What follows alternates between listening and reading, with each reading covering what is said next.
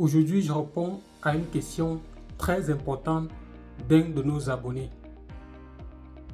La question est la suivante. Est-il possible de débuter avec deux projets? L'un en équipe, c'est-à-dire avec des associés, avec des partenaires, et l'autre en étant seul, en étant solo. C'est le but de cette vidéo, de répondre à cette question.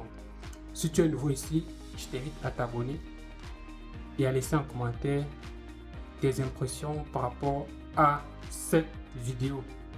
Parce qu'ici on parle de tout ce qui est lié au business, au développement personnel, à l'intelligence financière et aux stratégies et opportunités d'affaires concrètes.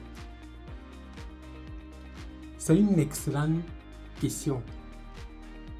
Et la réponse courte que je pourrais donner est oui, c'est possible. Mais comme pour tout, il y a des avantages et des inconvénients à considérer. Donc je vous invite à voir cela plus en détail dans la suite de cette vidéo. D'abord, parlons du projet en équipe. Travailler en équipe peut être super important parce que vous pouvez partager vos compétences, vos idées, vos responsabilités.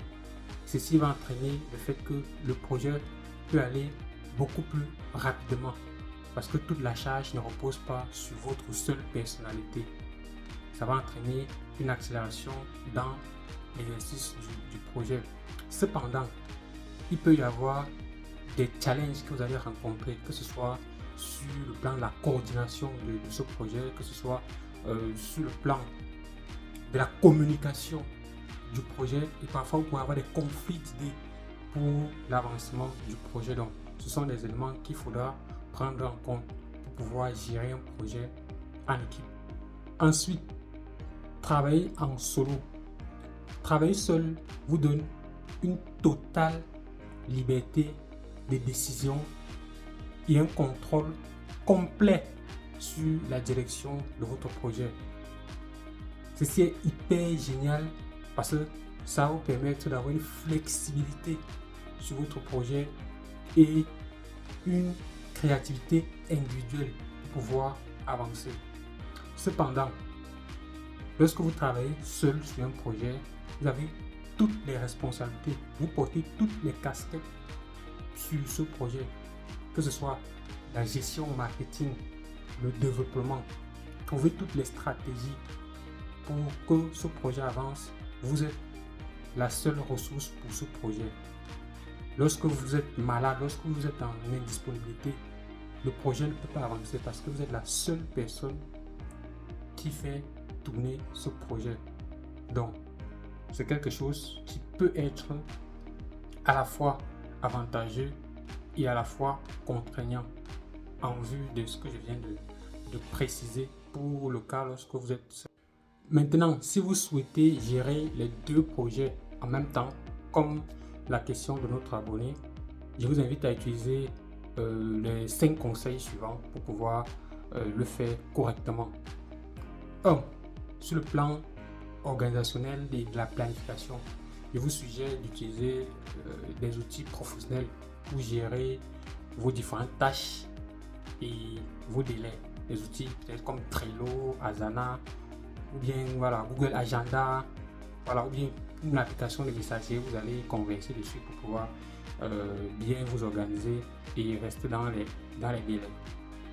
2. Sur le plan de la priorisation des tâches, parce que vous êtes sur deux projets, il faut bien prioriser les tâches. Donc, identifiez les tâches critiques sur les deux projets et concentrez-vous sur les plus critiques, celles qui sont vraiment importantes et voilà, importantes, urgentes. Voilà, vous voyez cela. Ça c'est sur le, voilà, au niveau de la gestion du temps. Ça c'est le troisième conseil que je pourrais donner. Voilà, divisez votre semaine en blocs, voilà, en blocs de temps et allouez à chaque projet une plage horaire. Dites que voilà, dans ma semaine, entre tel et tel, je vais travailler sur tel projet. Bon, vraiment bien gérer son temps pour pouvoir être dans les délais. quatrième position plutôt au niveau de la gestion de la communication. Voilà, puisque vous allez travailler avec quelqu'un d'autre, je vous demande voilà, de vraiment communiquer beaucoup pour être au même niveau d'information, pour que personne ne se plaigne qu'il n'avait pas telle ou telle autre information. Communiquer vraiment. Le dernier conseil, c'est voilà, le dernier conseil, c'est au niveau de l'équilibre. C'est que vous avez deux projets, n'oubliez pas de penser à vous.